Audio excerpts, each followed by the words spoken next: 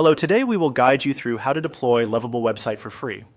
In this walkthrough, we'll keep things simple and focus on the quickest way to publish a website from Lovable using one of the available sample projects. If you're just getting started, this is a helpful way to understand the publishing flow before working on your own project.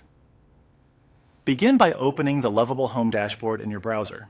This is where your projects and starting templates are available. Once the page loads, take a moment to get familiar with the layout. You're looking for the section that contains example or sample projects. Next, scroll down through the dashboard until you find a sample project. This section is useful because it gives you a ready-made project that can be published without needing to build everything from scratch first. If you don't immediately see it, continue scrolling a little further until the sample project appears on screen. When you've located the sample project, click on it to open it.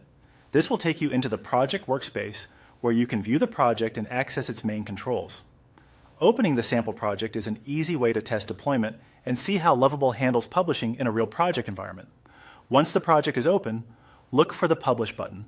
This is the option that starts the process of making the website live. Click on Publish to begin.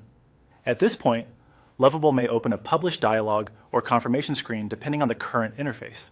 After that, click on Publish again to confirm and complete the deployment. This second click is the final action that tells the platform to push the website live. Once the process starts, give it a few moments to finish. Publishing can take a short time while the platform prepares and deploys the site. And that's it.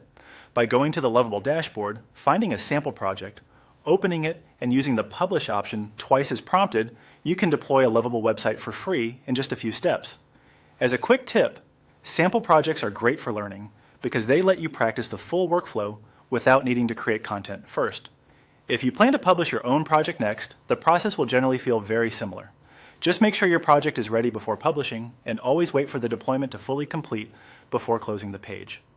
Thanks for following along, and that's how to deploy a Lovable website for free.